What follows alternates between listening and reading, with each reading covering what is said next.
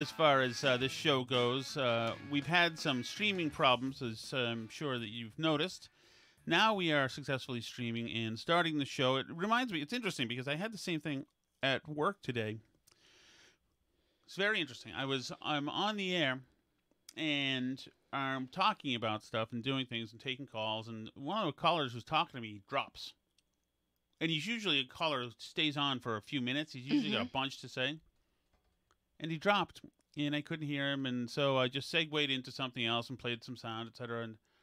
And I'm playing a bunch of sound and doing a bunch of things, going through the show, and as I'm talking more, I go to another caller, nothing. I say, okay, well, we'll get back to you. I go to another caller, nothing. I say, okay, we're going to put you on hold. Obviously, we're having trouble with the phones. I go to another caller, nothing, and I say, okay, we're working on phones, and we'll get back to you. So they monologue for a while. And it's while I'm monologuing, I'm thinking to myself, wait a second, am I not on the air and just nobody's told me yet? And so then my program director calls me, but I haven't been told and given any information, so I've got to answer the phone and do a show. It's like, but just in case I'm on the air, I need to be speaking. So, So you took the call from the program director thinking you might potentially be taking it live on the air? Well, yeah. So I was talking about whatever the State of the Union, whatever it was. This is something that, and then I hit the cough button and said, "Hi, what's going on?" And it was the program director. She said, "Hi, is it you or us?" And I said, "Are we not on? Am I not on?" And she said, "No, you're not on." Which is it was just good information to have. I could have used it before. It's just an interesting thing. Like you never know. So then I'm not complaining about my program director because she's great, or the studio or WTIC. It's a great station and the great people. This happens in radio everywhere. This stuff goes wrong all the time.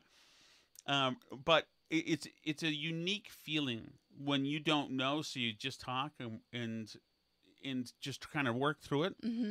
And then we're trying to.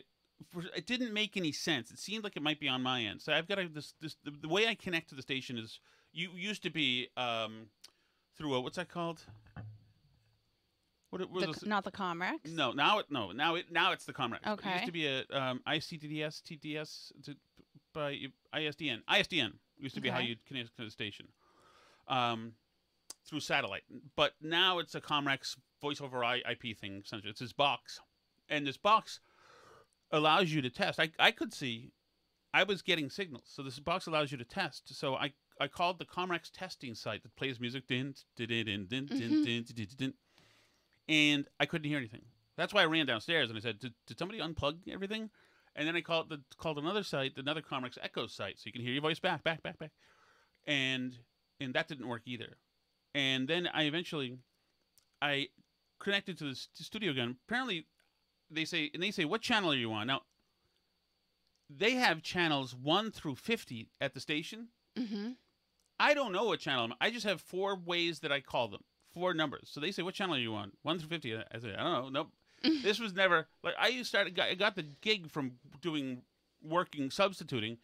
So they would just give me the number to dial into, or just a few numbers. So then I'm trying to talk down the line. I'm connected now. I can hear. They say, we can't hear you. We can't hear you. We can't hear you. I know, okay, you can't hear me at all? And I'm talking to the producer's name is Roland. He said, okay, Tom, hi, you there? You there? And I said, yeah, it's Roland. I'm here. I can hear you guys. I can hear programming. I can hear everything. And it could hear him on the phone, which is another year saying, yeah, I can't hear him. I said, I'm feeding. I mean, it shows that I'm feeding stuff, but you never know. Sometimes signals are wrong, etc.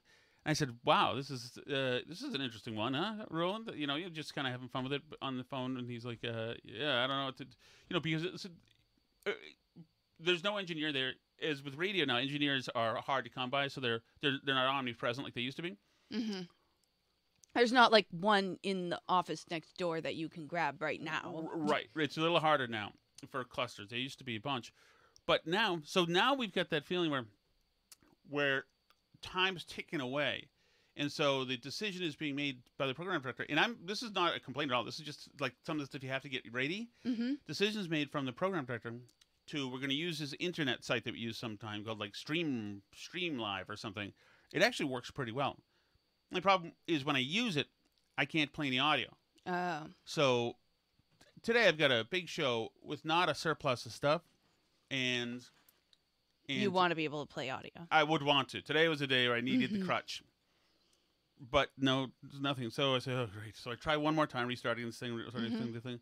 Suddenly, it was like 3PO. Suddenly, he could hear me over there. Oh, I can hear you. Okay, I get you. And we use the Comrex, and I go on with the show. But it's interesting that there was if the program director's on site, that means that it's really hitting the fan. And if she's calling me, that means they're scrambling over there. They're like, he's got to load spots to play and promos and this and that, and it blows the log away, and it's chaos. That like he's a radio vet, she's a radio vet, so nobody hyperventilated. But I remember being on that side of it and doing the thing. On this side of it, it's like I'm floating in space and like mission command, mission control. Anybody? But it resolved itself. But it's funny because. So was it ultimately on their side? Like I don't even know. We don't know. I don't know. I know that I kept restarting this one and this, so it might have been on my side. Usually it's the Verizon over there or something. But then I get a call a little bit later saying, by the way, we could hear you the whole time. So I was going over the air. As far as anybody knew, they couldn't hear. When I'm trying to talk to Roland, and he's saying... so they couldn't hear you in the station, and they thought you weren't on the air, but listeners could hear you. They could hear me. Can you imagine? That is crazy. Yes. That's actually really wild. Can you imagine what I could have said? I mean...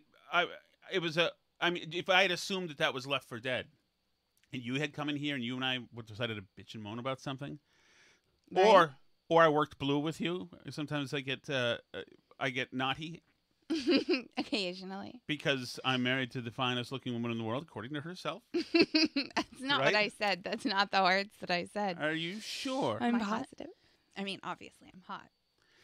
Yeah, imagine that, but the world would be able to hear that. But I could have said, it's not as if I come around, like, in between, mic checks, I'm reading Mein Kampf or anything. But, all right, is there stuff you wanted to get to, or do you want to get right to the complaint? We got a few complaints, but one big letter. Yeah, there is an email that I should read. Yes. Just so you guys know that we read the emails, including the ones that are critical of me, which is who they're usually critical. This is a very astute and perceptive listener, yes. I must say. This is from Eric in New Hampshire. He writes, and this is after Tuesday's show, which was the show that was a little tough, I would say. Yes. He says, I don't know what has changed, but when Alice gets in the mood, she is at the start of the show. Please set her free and let her go off.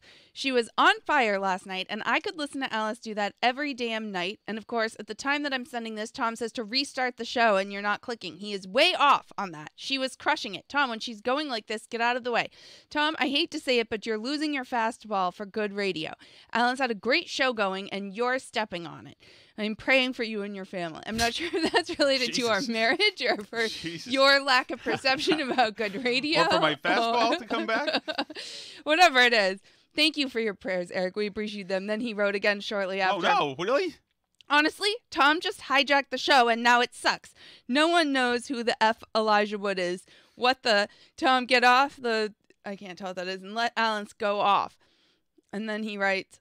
On the night of the State of the Union, Tom doesn't want to talk about the U.S. administration. Thanks, Tom. I'm feeling that he doesn't feel he did a good job on the show that night. No, and I got a few comments like this. Mm-hmm. Eric, I appreciate it. So shall I... One person told me I pulled the show out of the ditch. Did you pull it out of the ditch, or did I pull it out of the ditch? Well, I don't know. The person messaged me and said, you pulled the show out of the ditch. Did they message you and tell you that? Oh, no, but I... was looking at your messages. Yeah. Oh, that is so dangerous. We may have to change that policy. I'm not tech wise enough to have control of your Twitter account. It's not going to end well. Okay. It's going to be Paige Spearnack asking you to please stop stalking her. This girl keeps messaging me. But and then what else do people? I mean, a few people said, that it was kind of a big news night with the State of the Union stuff, and they wanted to hear. I mean, and like this, we do what we want on the show, obviously, but we are like news focused. Yeah. And I did try and bring that night. Right. No. So I had said, and I thought about during the day. First of all, during the day, to start out, my which is new to me, my stress and anxiety, my panicky stress and anxiety, which is a new thing for me, was at a fairly high level, which kind of sucked the joy out of the entire day, including my early day. And so it was hard for me to, by the time I talked about the State of the Union for 4 hours, the other thing, I hated it and everything about it. But my feeling was, and I told Alice this, that we're going to have a short show tonight because anything we do, if we're going to do the newsiest thing, which is the State of the Union, it's going to be washed away in a few hours when the State of the Union happens. So I thought my way of approaching it was kind of evergreen, but I'm... Okay, but that's evergreen ways. I listened to a bunch of evergreen ways to approach it the day after the State of the Union on other shows, and it sucks. But and also it was a later show. Also, we were jamming with family stuff. We were jamming that night, and so and then as we are tonight, by the way. Yeah, as we are tonight. So I thought it has to be slow. And then I noticed that after we had said this, that you were started like rifling me a whole bunch of stuff. I'm like, is she doing a 3-hour show? I thought we were going to do a half-hour show. And then we got in here, and then we didn't gel. You and I were missing each other. I like, you weren't working with me as far as I'm concerned. I became bitchy. Yeah, but I was doing a show.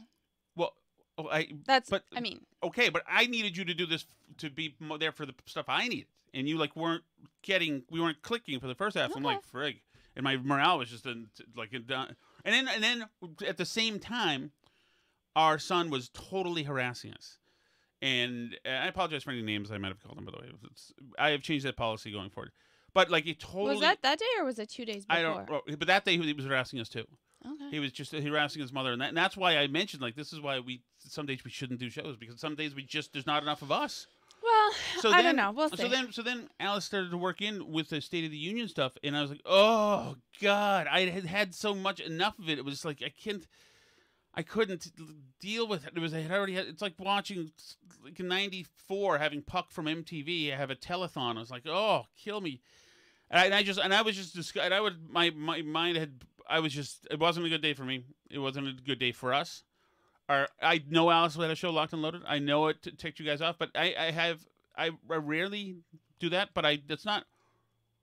There have been times, especially in the first year, when I was so stressed out that I just had to bail. And if you guys remember that from listening in 2020, there's a couple times I was just like, usually it was from reading my Slack messages from work when I was the brass at a newspaper. But so there are times when it was just so yeah, no, that was but I think I felt that it was revived as good as it could have been revived. I understand that, and that's good to know, by the way, because I'm wondering like how much hard news we should be doing.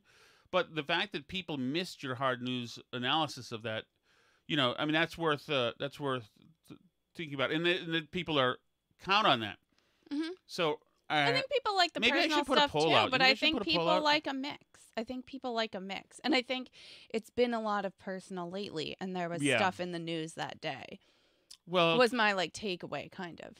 Was there stuff other than not that much, but it was a day when people were feeling about the news, right? But like thinking about the Biden administration and stuff, kind of like that's where they were mentally.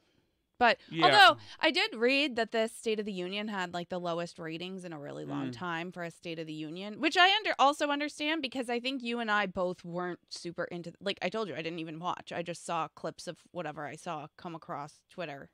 Like I didn't watch the actual State of the Union because I didn't even care. I don't care. I don't care that they yelled at him. I don't care. It doesn't. I didn't need to watch the whole thing, but I do think that we are a more news-focused show. And I think people wanted that, like, refresher, too, because it's been so personal lately. Oh, I get it. But that means, like, for everybody that listens the next day, it would have been nothing. It would have been just... I don't know. Eric in New Hampshire was writing at 2 p.m. the next day. Well, but then again... And he liked my analysis until I was stepped on by the step-on husband. Well, you were stepping on me, too. And you also, like, is that Corinne Jean-Pierre? It's not or did a bunch of people message you and say, wow, you were doing such a good show and Alice really stepped on you? I think they know it goes without saying. Oh, okay. But I mean, yes, correct. Mm-hmm. I stifled Alice that day. You can always fire up. My own podcast. The Is that what 1570 you're gonna tell project me? is right there. It's just, Okay. but that was a particularly bad day where a bunch of things came together Yeah. to knock it down. But I did want to make it short because I didn't want the show to be all Biden. And once again, I had spoken while already being freaking All Trump or all Biden, by the way, which it's like looking more and more like this might actually happen again, where we have Trump v. Biden part 2. And I like want to throw up when I think about that. I know. So Politico just had this piece today. And tell me this isn't just like 2016. Hey, by the way, Redux. can I ask you something? Yeah. Why don't I get them?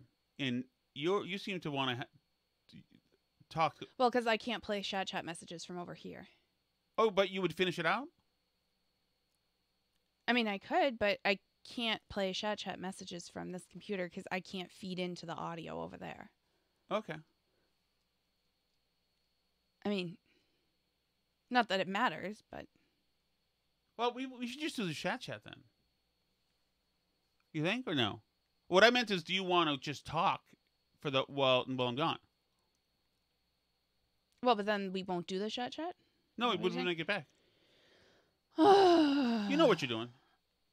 I don't know. Why don't we just do it like we said we were going to do it? And Okay. We'll do a bit of a show.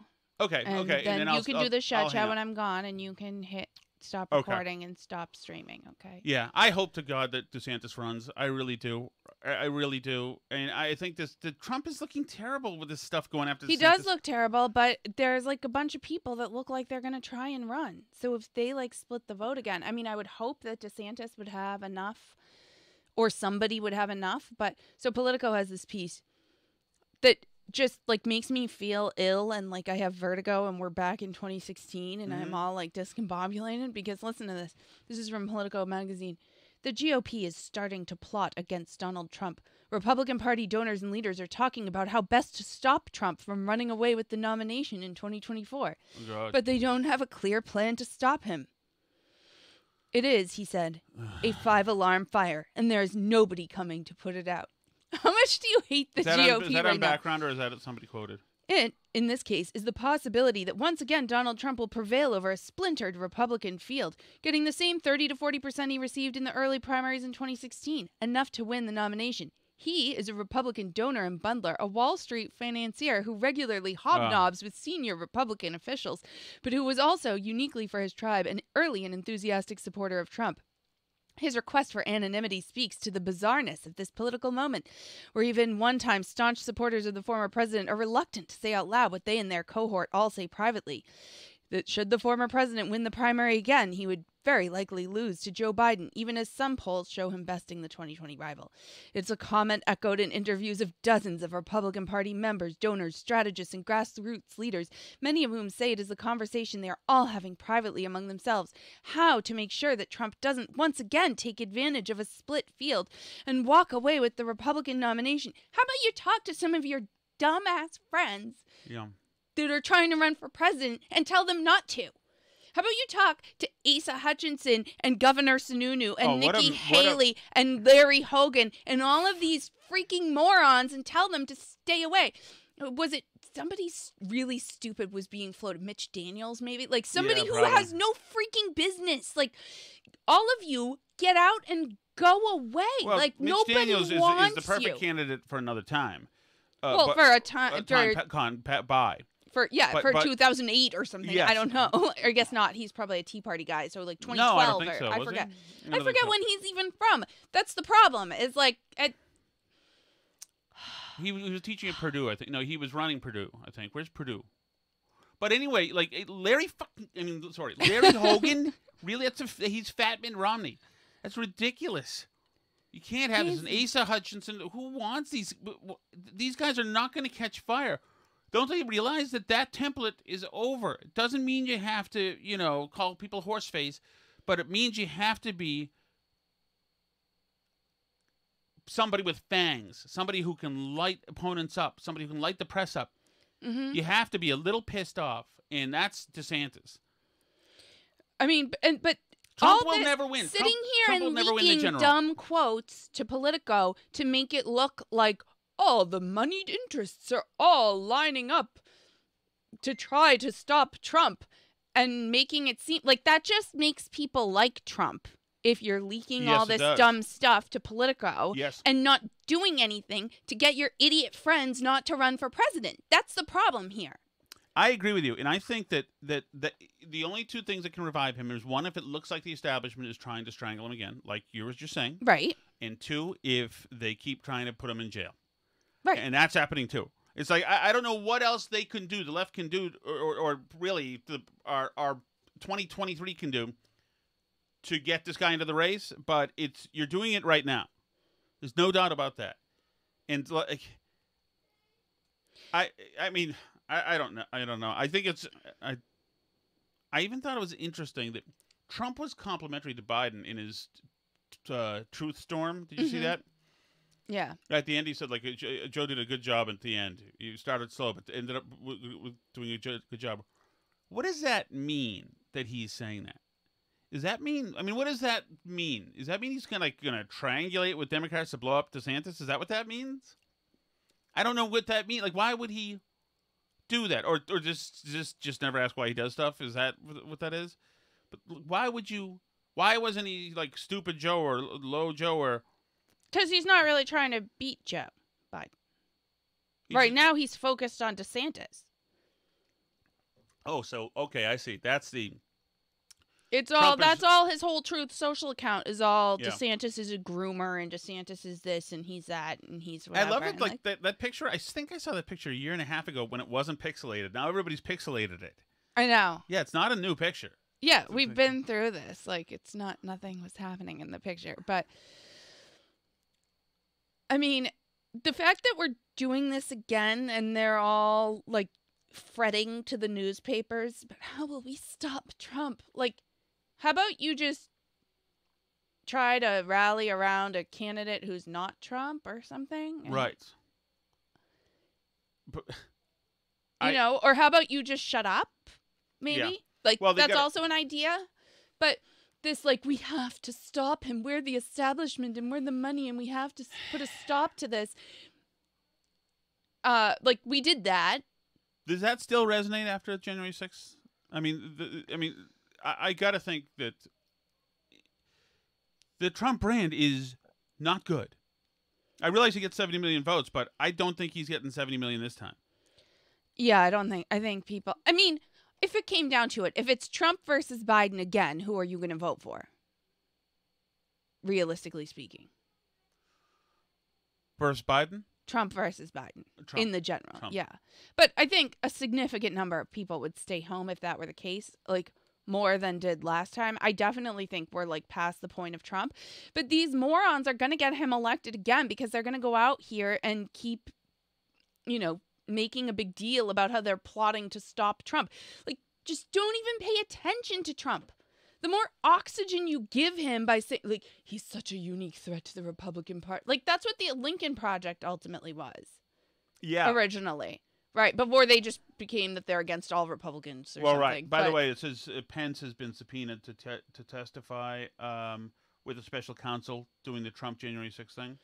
Oh, God. Now, is that about taking down Trump, or is that about them trying to bolster Pence? I don't know. I guess we'll see. Because Pence, a big part of his book is... how he stood firm that day. Yes, absolutely. Protected the Constitution. Did a lot of good things for this country, Mr. Trump, Mr. President. I cannot do this with you.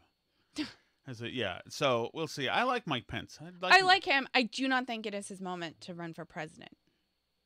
Yeah. I think he's too, like, I think the January 6th thing, like, he stuck with Trump through everything until then, which was the most important thing to the people that like Trump. So it's like, you can't win back the people who hate Trump because you did everything with Trump the whole time, but the Trump people are never going to forgive you for January 6th.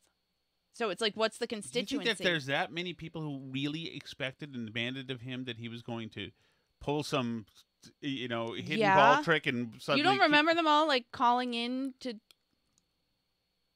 the radio and stuff? saying, like, you're going to learn a little lesson about the Constitution in a couple weeks. Like, because, I mean, yeah. I mean, there's still people that think he could have thrown out the votes. And just chose not to or something. This is why I say, should we be talking about politics? We could talk about ice fishing, Alice. There's so much more to it. You got to use an auger. Well, let's talk about literature then. Before I go, I have to go soon, but you got the right I'll give you a few minutes to talk about some literature. This book, actually, we talked about this earlier briefly, and you said this is a book you actually read. I have read about 11, and this is one of them, yes. By the way, voluntarily. Mm-hmm. Voluntarily. I solicited a number of books that I should read from my teacher. And those were the last few books I read. Yeah. So, guess what they were? I don't know. What were they? I'm sorry. I only have like 2 minutes left. You know what? I yield the floor to my darling and beautiful wife. So basically this guy who's some kind of like literature professor wrote this piece for The Atlantic on it's called A New Way to Read Gatsby. Mm-hmm. His name's Alonzo Vereen. And he writes, of all the books in the 10th grade curriculum, the class set of The Great Gatsby was what we teachers most coveted. Short enough to cover in a quarter, the novel was also packed with symbolism. And it was weighty enough to support multiple readings. I imagined my first year of teaching bursting with rich discussions. But to start any conversation, I had to secure the books before the other teachers got them.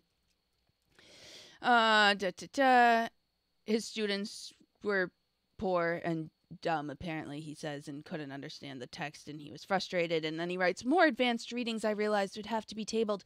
I shouldn't have been shocked. I, too, had struggled with Gatsby when I first read the book, and I had been a junior in college. Like my students, I hadn't been prepared by my public education for such a text. Shouldn't we, like...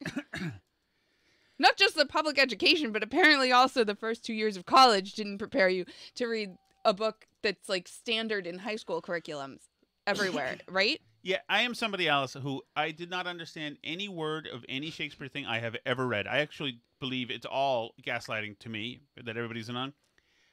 And I started to read War and Peace and backed right out of that baby. But The Great Gatsby was a really easy read. It's pretty straightforward as far as these things go. Exactly. Somebody's going to call somebody nouveau riche. And somebody's going to call somebody old sport, and there's a lot of drinking.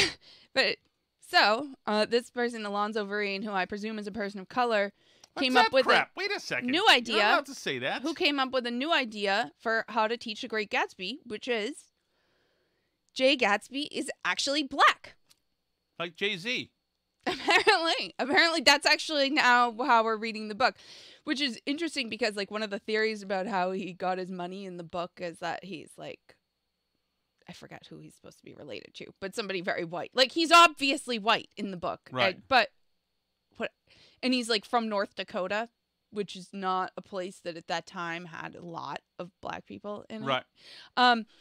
But he knows he's not black, right? He's just wanting to make it easier for the kids. So apparently this is like a thing. I was reading through the Atlantic article, and like there's a bunch of people that have this theory and have like put up a bunch of stuff in support of it. Like the house that he lives on is on 40 acres. So they're like, see, that's like a symbolic number for African Americans. So that's why like it's actually mule? Coded that he's like a very light-skinned black guy who's passing as white, and so you can like read it that way. Ooh, I'm fine with it. I'm fine with it. I mean, you don't have to make stuff up though to teach. Yeah. It reminds me in my high school English class. This was in my Brit Lit class, and there was one kid in my Brit Lit class who I need to get going, but I want to finish this thought. Who he was gay, and so every book was actually about being gay. Hamlet was gay. Beowulf was gay. Everybody was gay. Like, that was the interpretation. And the English teacher was like, no, that's not, Hamlet's not gay, though. And he's like, well, but that's my interpretation. Every single one. Like, it's like, but some readings just aren't textual. Like, you can imagine it in your head. But, like, you can write your own fan fiction of Hamlet where Hamlet's gay. So you... But Gatsby's not black. Beowulf's not gay. Like, you just, that's fine. But personally, as somebody who likes reading a lot, I tend to think that it's more interesting to actually read what the author wrote rather than just imagine some other book that you'd like to be reading true. and then pretend that's the book the author wrote. Maybe the author knew what everybody was. Well, and maybe if you want to write a different book, you can go write your own different book. But, like, I mean, why bother to read The Great Gatsby if you're going to pretend it's something different than what it is? Right. Right. Like, if you want to write a story about gay people, go for it. But don't sit here and tell me. So you don't want me to go and just hand you this computer? No, I'm going to go. Okay. And then when you're going to do the chat and all that stuff, and then you'll come over here and you'll hit stop streaming and stop recording. It's up for you there. Do you have the video on me now? Oh, you don't have to. I'll set it to you. That's a good point. You know what? People want to see me. I'll turn off the scene switcher. And then I'm going to go and check out the room and see if there's any messages. Are there any messages? I think you should go check on that. And was I going to say one more thing? Oh, I need the car key. Car key. It's in my jacket downstairs. Okay. Which brings me back to me. Yes, it was a smattering of books that I read 1 year. Just 1 year. I'm not a book guy. I'm just not a book guy. I can't. I'd rather just be outside walking around. It's like instead of being in a book the whole time, I mean, I get it, and those books are great. I read I had this smattering of books that I read in my early 20s until I read political books later. I have read a bunch of political books, but that's not like what she's talking about. But I guess I read Great Gatsby and the things you read, all the existentialist books, man, like the Albert Camus thing. About the French Revolution and the Catcher in the Rye and all those, I was a young man, going through my intellectual rite of passage. Daisy Buchanan was black also, says Dave. Wakefield, Mole. I was allowed to complete a thought. How on earth? First, she steps on me all the time. Daisy Buchanan, I forgot about Daisy Buchanan. I can tell you one thing. I loved the bar. I loved that bar. It was fantastic. But that's about it for me for that. I mean, the whole idea of it. I was hoping that by the time I was 30, I would have a huge mansion with big parties like that. I've made some decisions that have assured me that I won't be burdened by big mansion payments or yacht payments. And in car payments. I do not have 40 acres. And so I don't have that. But I like the feel of the book. I like the Catcher in the Rye as well. I was reticent to read it because the Mark David Chapman had read it and he shot John Lennon, and I was a John Lennon devotee in my teens. Which is kind of it was kind of odd thing to be at least in the 80s to be a big John Lennon guy. He had died in the. It was just. I'll just say this: that we used to hide the book. I used to cover the books about him in my school because that would have been such a geeky thing to say, or the Beatles, etc. But so yes, I did read that, and I thought it was cool. And I can understand you read some of these books, and like the Dostoevsky books is Anna Karenina and Crime and Punishment, and the Brothers Karamazov that another one? I only read the most of these. Alice just reads to me or has read herself and reads patches to me, and they're brilliant. But that's how I read books now. If I read anything, Alice reads books. We read books when we drive in the car. We read a great Lincoln book. Something about they shot Pa or something, which was really great. God, it was a great book. They shot Papa or they killed Papa or something. It was a great book, and it was so. It's interesting. The Lincoln assassination. The first plot fails, right, and then they break up, and then Booth gets the band back together, kind of, mostly, but it's ragtag. These people are F-ups and psychotics, etc. But the way it lays out Washington D.C. and all their comings and goings here and there and here and there, and when Lincoln was shot that night, and what's his name, the Secretary of War was attacked and almost killed and brained, and there was a few simultaneous things happening that night that it was very much like 9/11 in the sense that everybody was shocked. Like, what's going on? How much is happening here? Remember 9/11? We were all like, okay, There's 3 planes. Is there 4? Is there 5? Is there 6? Is there 20? The freak, and then everything was like, it was totally chaos. But it's interesting to think that that's kind of what that was for people back then. Of course, they had no instant.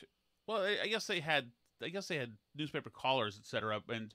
But it's just to think how that must have just resonated, and then to have the manhunt go on for a long time.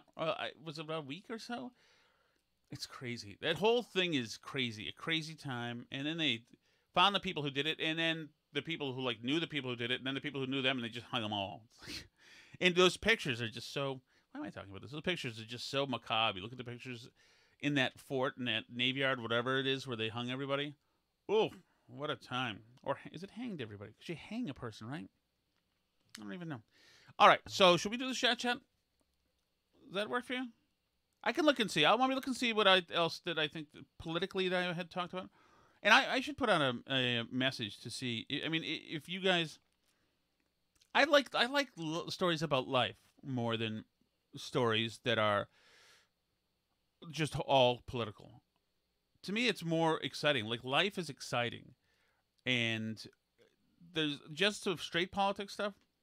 I mean, I know we like to hit it. We've talked about it forever, but.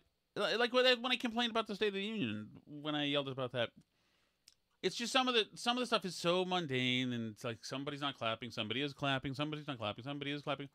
This one got particularly boisterous, so if we had called it, that wouldn't have held up. It would have not been a good evergreen product.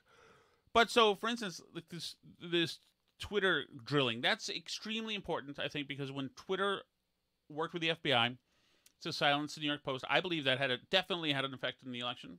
It definitely had an effect on Trump voters and Americans like me who saw that as showing that the system is wholly corrupt. And there are things, there's a coup, C-O-U-P, and then there's a concerted attempt, a symphonic,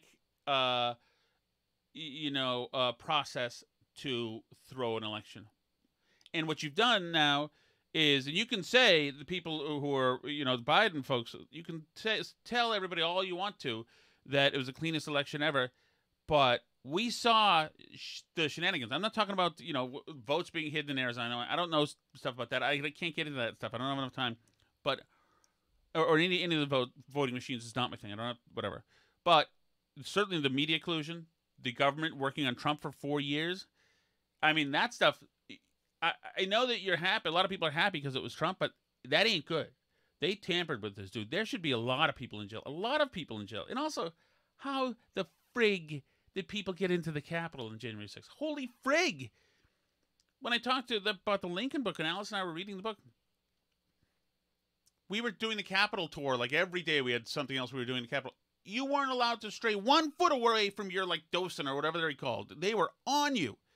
And as a matter of fact, I did. I snuck into, I left my group. I broke the law. Left my group and went into the old Senate chambers, because that's where, was it Charles Sumner got his skull beat in? And I wanted to see that area. And the docent in there booted me and said immediately, she ejected me from the room and said I had to go back to my other docent. She somehow knew that I didn't belong in that. I wasn't allowed to be there. It's like, it's a big thing. But that day, and I had people, I was always trying to look in places, etc. And anytime I took one step away, there was some kind of Capitol security or whatever telling me to get back in line.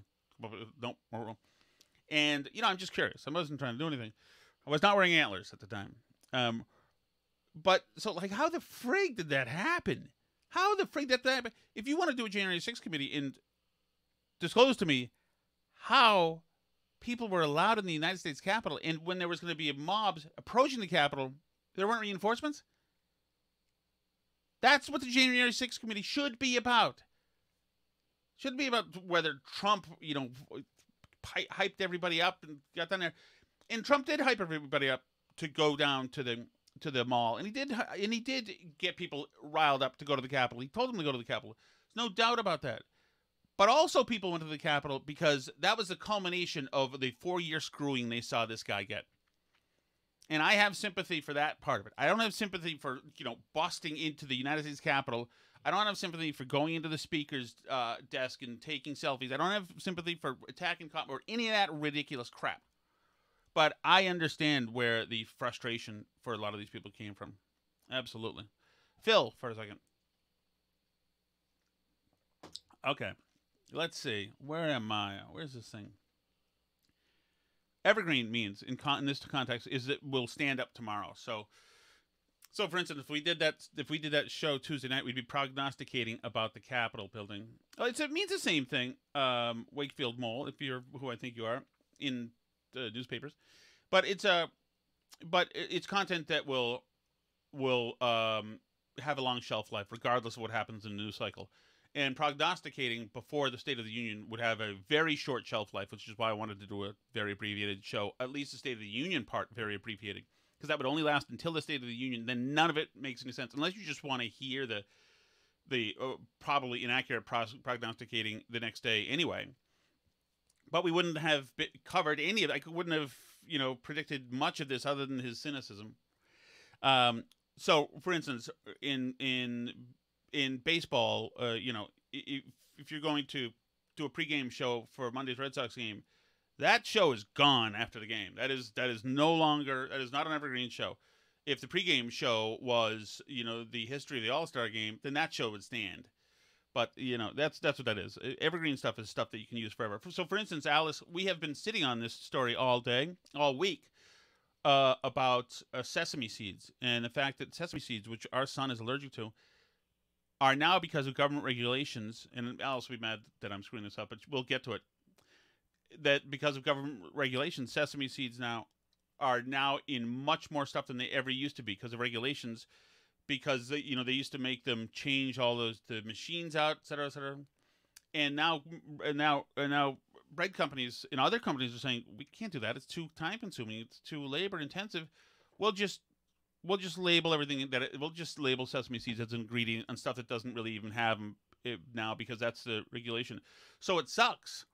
And it means now that, I think I said that right. I think so. I may have said that wrong. Anyway, the end product is this, is that now there's sesame and stuff where there didn't used to be. And they're putting it in. Oh, that's right. Alice said they're putting it in ingredients now, so they don't have to worry about it because it's too much of a pain to clean stuff. So they're now, the bread that we used to get, there's an Italian bread around here that's great.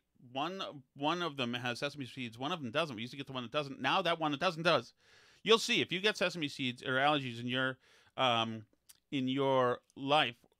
You're always looking for this stuff, and for them to switch it up with sesame, and our kid's super allergic to sesame, is a pain. I mean, that's bad news if he eats one of those. Hey, Julian Phil, but that's the example of an evergreen story. So that'll stand up until something happens. Like if they rescind it in the regulation, then that story doesn't stand up. Although it would still be workable as a story, as showing what overreach does, and even though better minds prevail. Okay? All right. It is now time for the Chelsea Fire Wicked Hot Sauce. Brought to you by our friends at Chelsea Fire Wicked Hot Sauce. No. It's now time for the Chat Chat. Brought to you by Chelsea Fire Wicked Hot Sauce. Thank you, by the way, for joining us. These are every message today is by anonymous. That's always exciting. You never know. Hold it. Tam and Ken. Okay. Burn Barrel Pod owes me a zilch. If anything, I owe you guys because I'm way too cheap to do the Patreon. Sorry, it's just a fact. Bastard. I mean, I am in the top 3% of CVS savers, just so you know. I know. I was just at CVS today. Yeah. Now that I'm in the world of therapy, I get to go to CVS more than I ever dreamed to. The amount of entertainment that you give me is more than a payback, exponentially. And I'm going to absolutely admit those 2 episodes last week, was it? Mm-hmm. When Tom was in quote-unquote distress and sampling nips in his army jacket pockets, kind of like a down-and-out Rambo that drinks. Yes. Those were outstanding. And you should probably put them behind a paywall. Ooh. They're that good. Ooh, I tell you. If had they been behind the paywall, would Kirk have been able to get them? I guess we did upload them. Yeah, I don't know. I mean, the second one, Tim, you like chaos, so you appreciated that. The first one was just the first one was a gut shot person just trying to stagger towards his position and man his position again, and it was that was real. I mean, I know that was definitely that was real, and all that stuff I said was real, and that was the reality at the moment, and yes, it's inadvisable certainly in relationships probably to do that, and it's inadvisable just probably.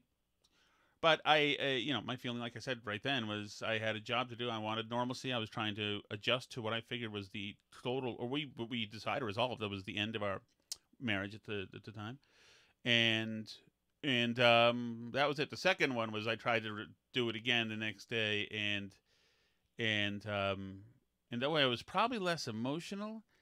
I ran out of life and just crashed there. So that's why I canceled the rest. And it's funny, because we had people very mad that I canceled any of them, saying that they was very mad at us, etc.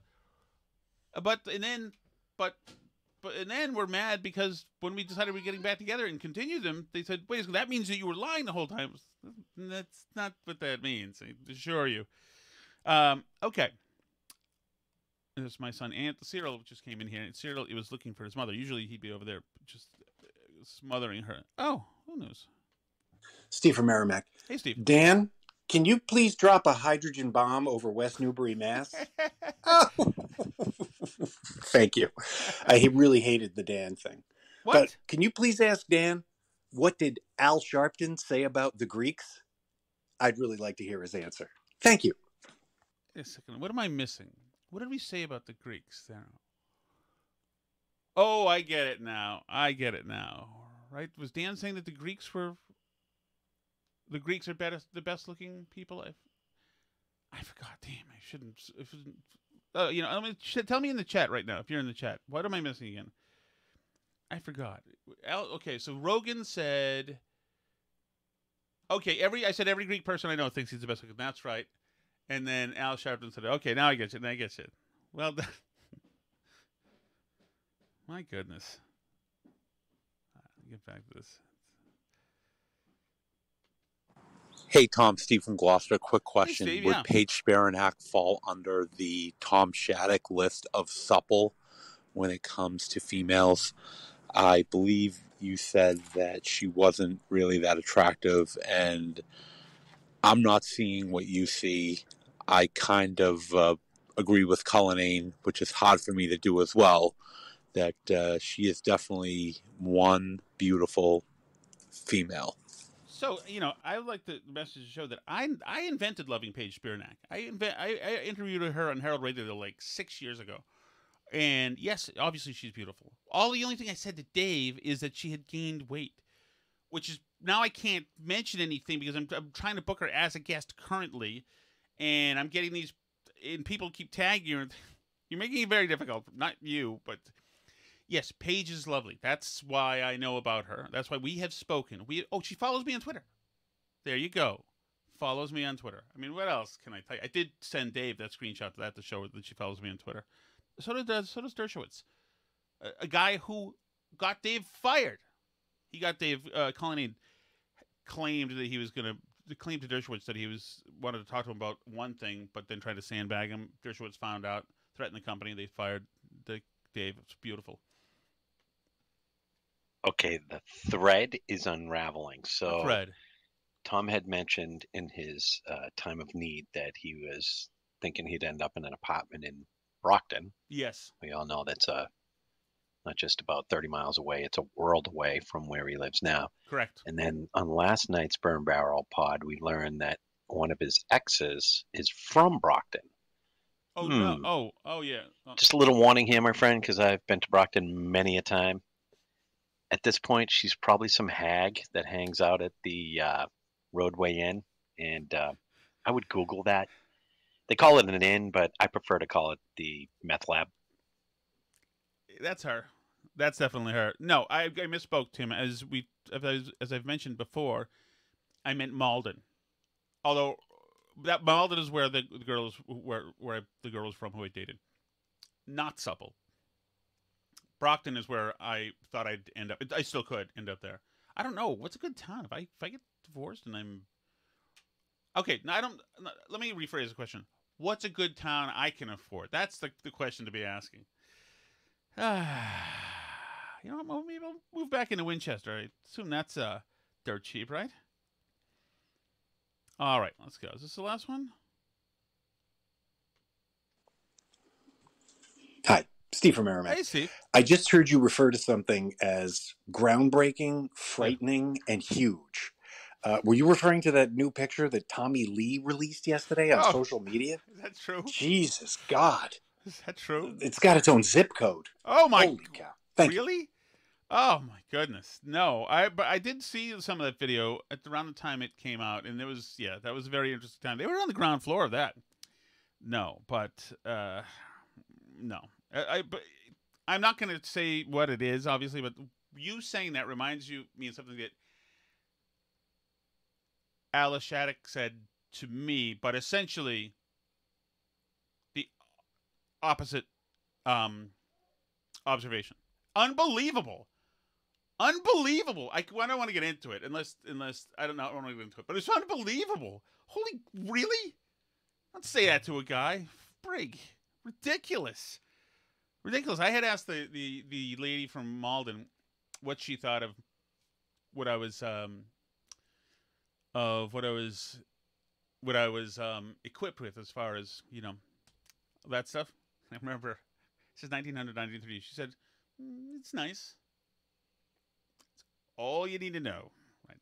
Alice outdid her. We'll just say that. All right, thanks everybody. I'm sorry, little Albie's gone. She's all right. She'll be back soon. I'll see you all. I guess we'll see you. Is it Sunday? I can't believe this week has already flown on. Thanks for everything. Thank you, Danny. Tommy, New Hampshire. What do I say? I'm afraid to touch it. I've just been buffing it like it's my vet in my driveway. Appreciate it, everybody, for all the kind gifts. That's wonderful, and you've been great this whole time. Thanks so much. C'est la vie.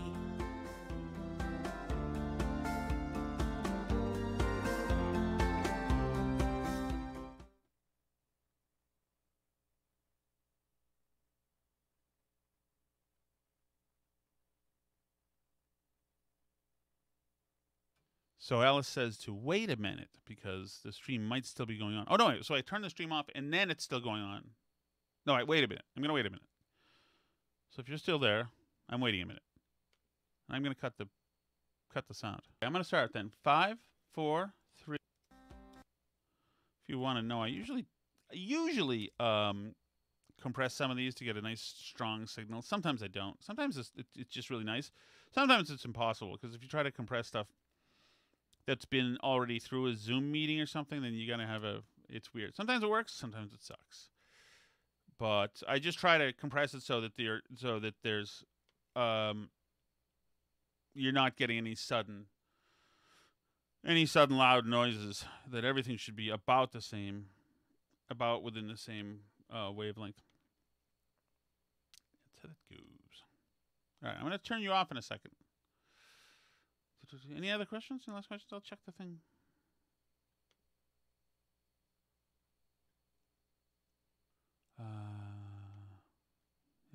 All right, well, that's it. Thanks, everybody. We'll see you later. I lost 4 pounds, 4 pounds. Now she's saying that doesn't matter. Did everybody actually leave because Alice left? That is hurtful. Oh, my God. All right, time for me to turn that off.